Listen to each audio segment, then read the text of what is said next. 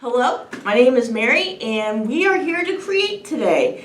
And what we're going to create is fortune tellers, like we did when we were kids. And today's fortune tellers are going to be using coping skills. So we're going to be talking about coping skills. And there's 6 different types of coping skills and how we can use coping skills to calm us down, to distract us, to release emotion, just see what we do. So this is going to be the final product, people. This is what we're going to make. We'll start talking about coping skills. So coping, what is coping? Coping refers to cognitive and behavioral strategies that people use to deal with stressful situations or difficult demands, whether they are internal or external. So coping is what we use, be it an internal stressor or an external stressor. Coping can look like many things to different people. Sometimes we have to cope on our own. Sometimes we cope with others. Sometimes we do it outwardly. Sometimes we do it inwardly. This list will include different types of coping information and how and when to use them, as well as what examples of things are useful to make a positive impact.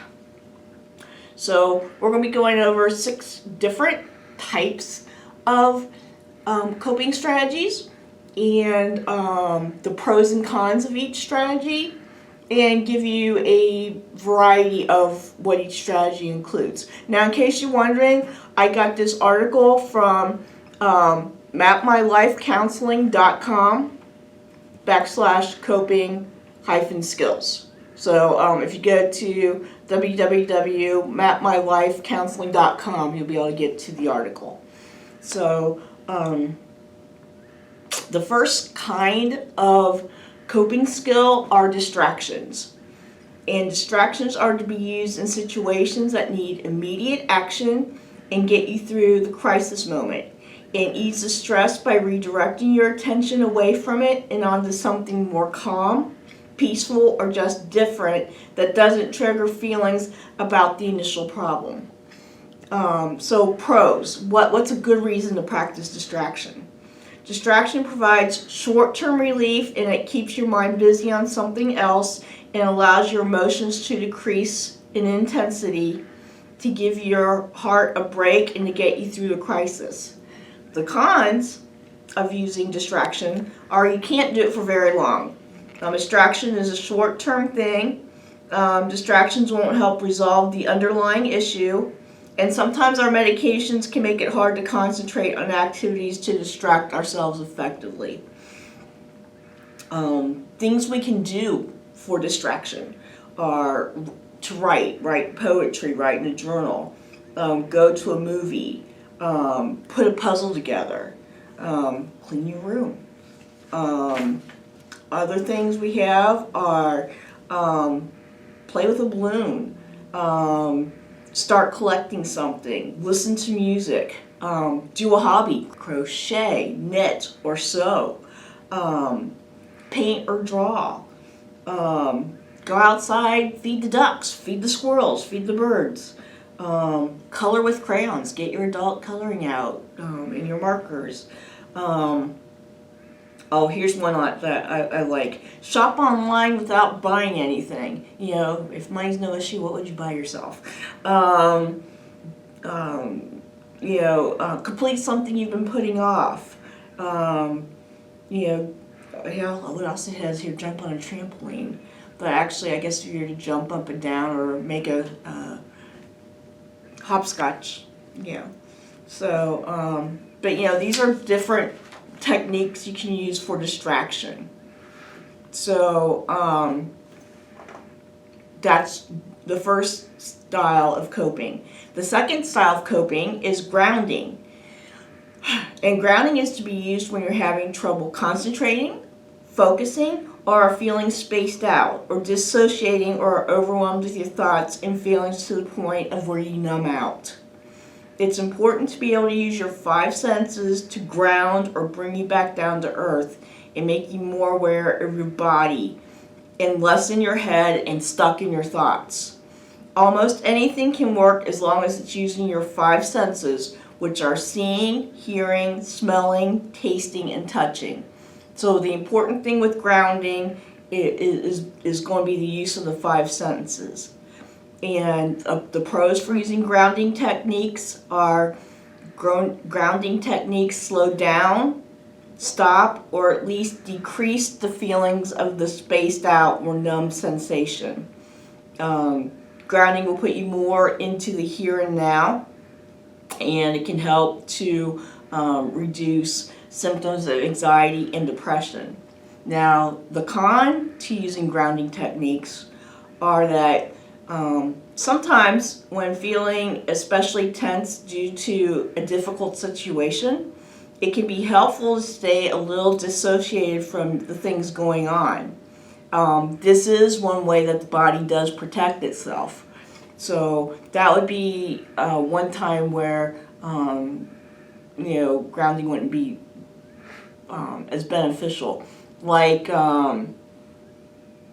when you notice your child fall on her bike and you kind of numb out to some things around you. You just focus on the boo-boo, the knee, and you take care of that.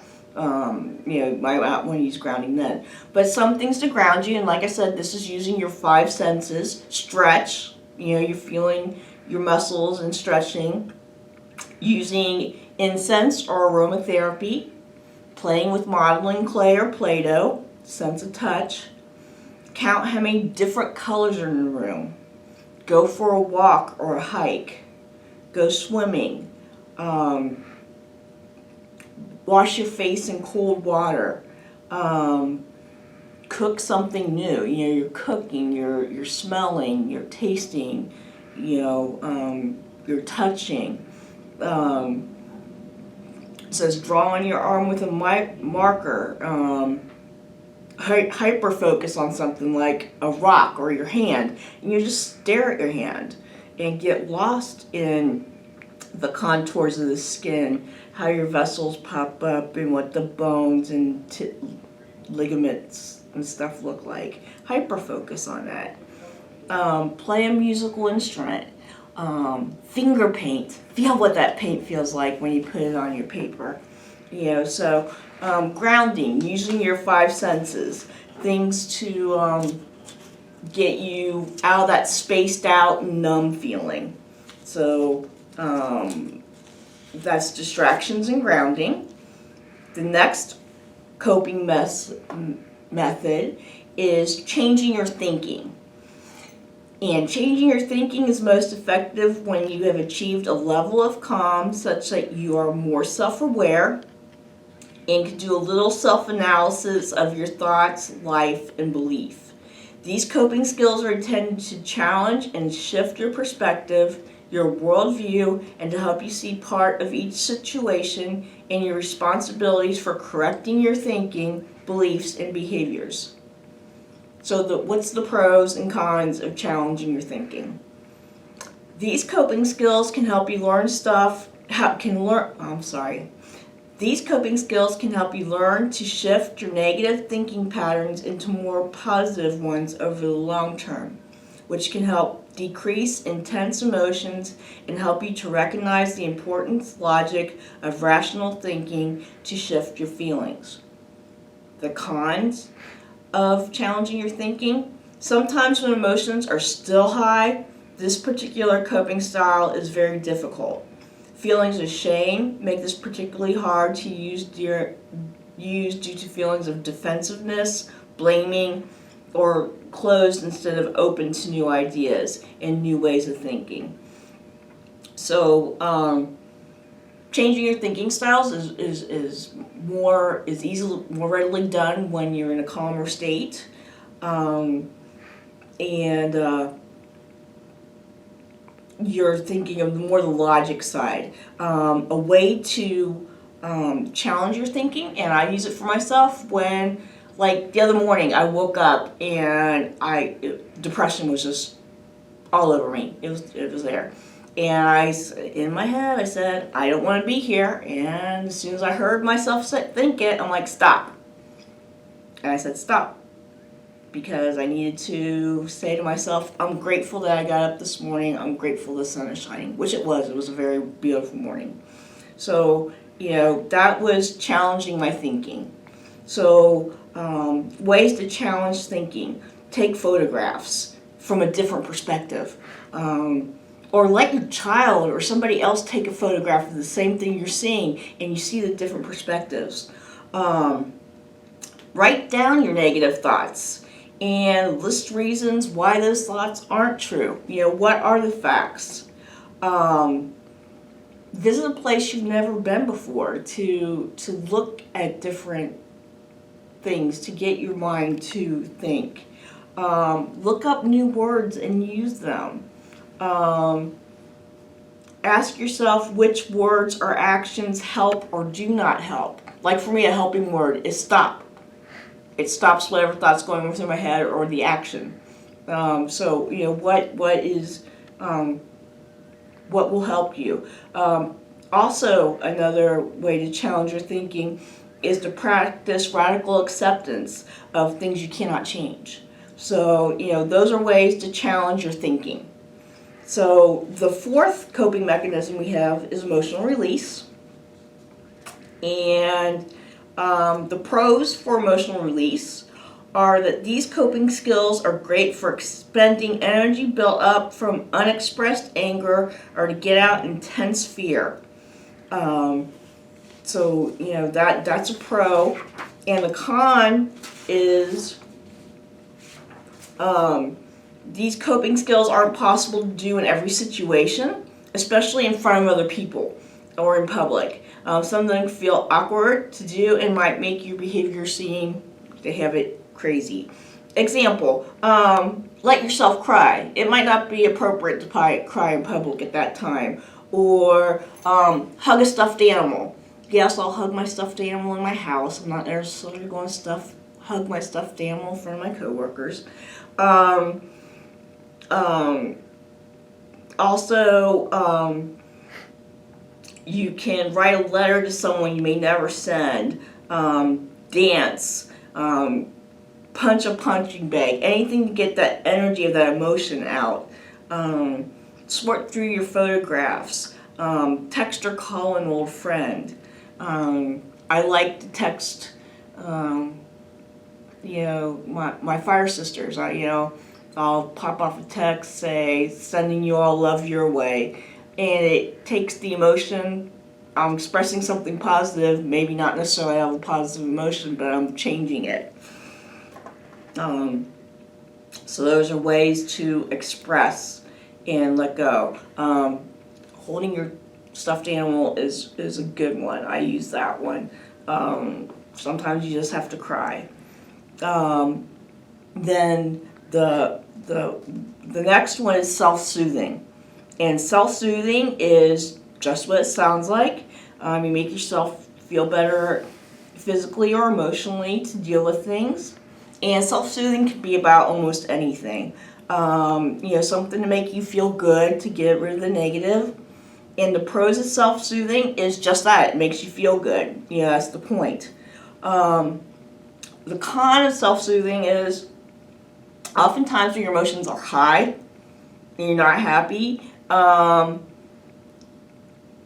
sitting down and relaxing might be like pushing the emotion down into the surface. So sometimes you're going to have to release the emotion first before you can come to self-soothing. And, that'd be a con of self-soothing. Sometimes you have to go through emotional release to get to that. But things that we find soothing are, taking a shower, listening to music, baking, hot chocolate with marshmallows, of course. Drawing on yourself with a marker. Watch the fish. Paint your nails. So, those are all different self-soothing. I love aromatherapy for self-soothing. I will use my diffuser or burn an incense stick. Another way to self-soothe is to use your favorite lotion that smells good. So the last form of coping that we're going to talk about is assessing your higher self. And assessing your higher self means bringing out the best part of yourself and behaving in ways that make you feel good about your character, your integrity, your future, and yourself. Who you are in your inner world that nobody sees. You know, rather you're religious, spiritual, or non-religious, chances are you believe in something, and that something helps you guide your decisions. Being aware of what you believe in is the key. What do you believe in? Goodness, love, kindness, giving back, friendship, honor, something else. You know, what do you believe in? Think about it. Think about what matters.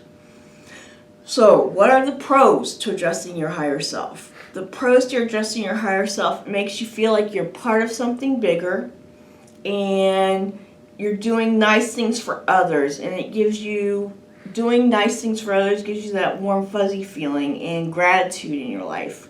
Now there is a con to this, and sometimes doing nice things for others can be a great way to escape our own problems. So don't use being nice to somebody or using your higher self to avoid your own issues.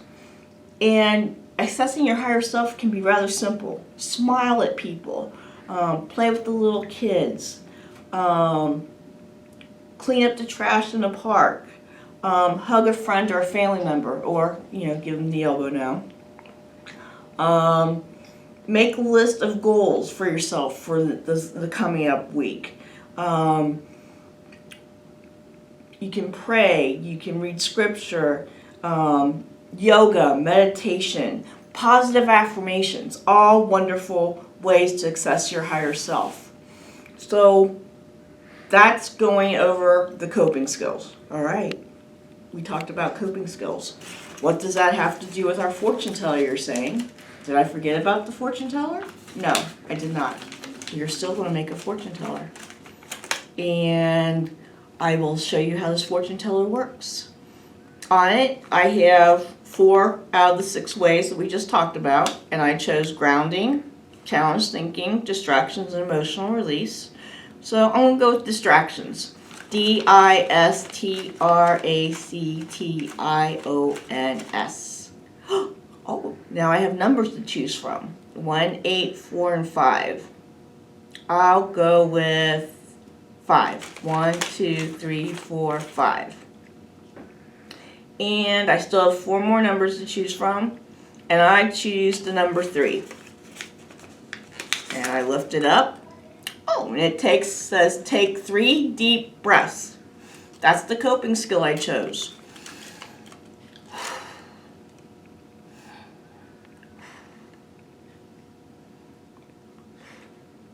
Excellent coping skill.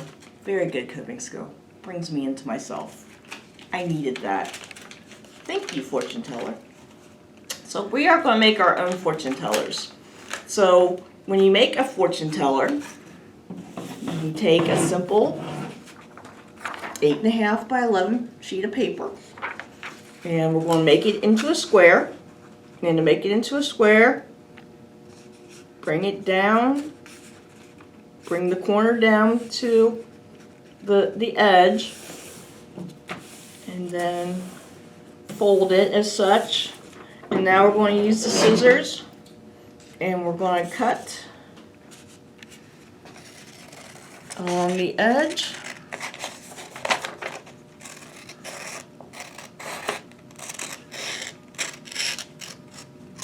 We'll cut along the edge, and we have made a square. So we've made a perfect square. So the first thing you're going to do is put your paper down, and you are going to fold it to the one from corner to corner, and then you're going to open it back up. All right, made your first fold, and your second fold is going to be the opposite corner to corner. And make sure you crease your paper really well. Okay. Now we're going to have it here, and what we're going to do is we are going to fold the corner into the center.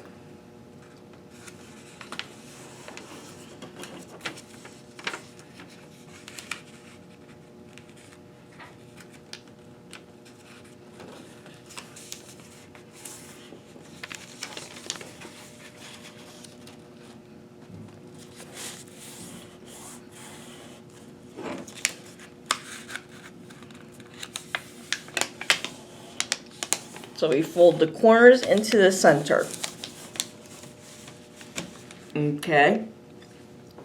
And then we're going to flip it over. And here is where you would write your different coping skills. So for you can put down 3 deep breaths. You have 8 different coping skills. 3 deep breaths. What do I have on mine here? Let me unfold it. Go for a walk. Listen to music. Count to 10. Random acts of kindness. Aromatherapy. What are you grateful for? Say positive affirmations. So, in 8 different sections, write down your different coping skills. So the next thing we're going to do is we are going to fold I think I did this right. Fold to the corners again.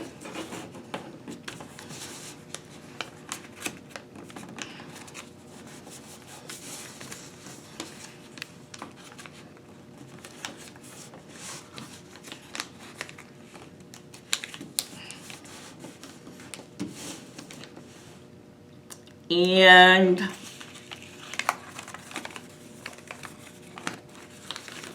yeah, when you do that, you put your numbers down.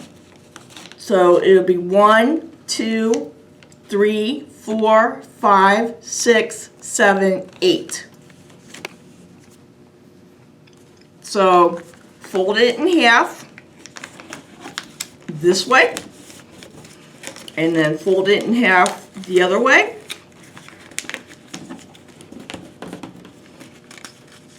And you will have created your fortune teller.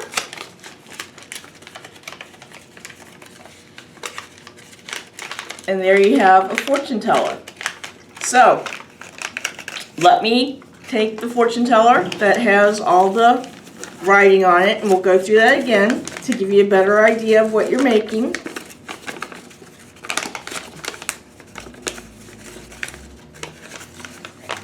Okay, you can look at it again. And you'll see in the corners, I chose one of the each for the 6 coping styles. I chose, and the coping styles, once again, are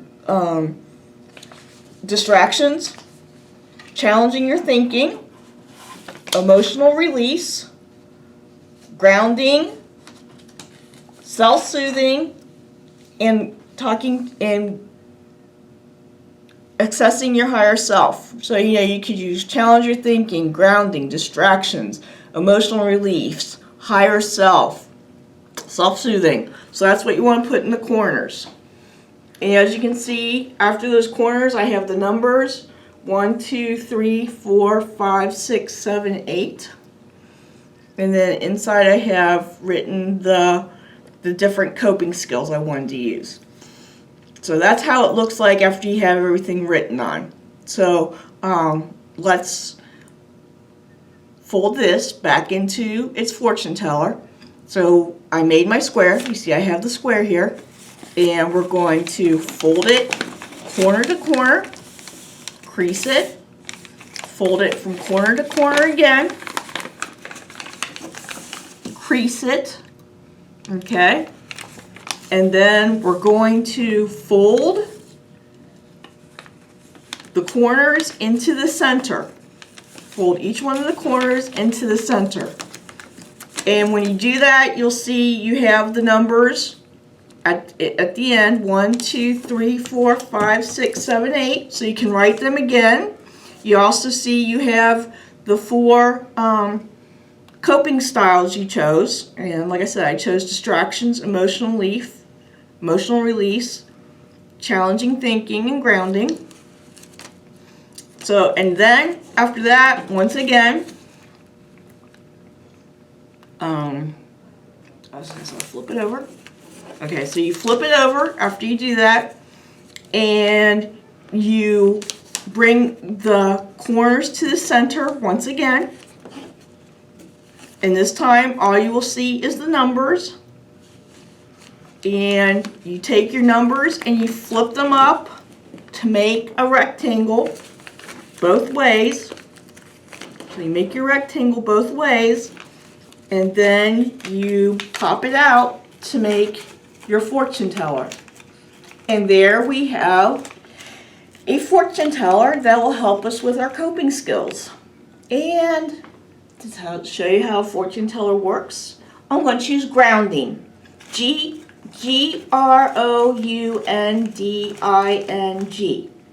And the number 4. 1, 2, 3, 4. And this time I choose 5, and I lift up 5, and it says aromatherapy. So I'm going to go use my diffuser now. So that's how you would make a fortune teller to deal with coping skills. I hope you enjoyed this little production of making something to help you with coping skills to access for yourself. If I lift up the number 2, I have to count to 10. So, there's different coping skills here for me. And it's just a fun little activity. And I hope you enjoyed this, and good luck.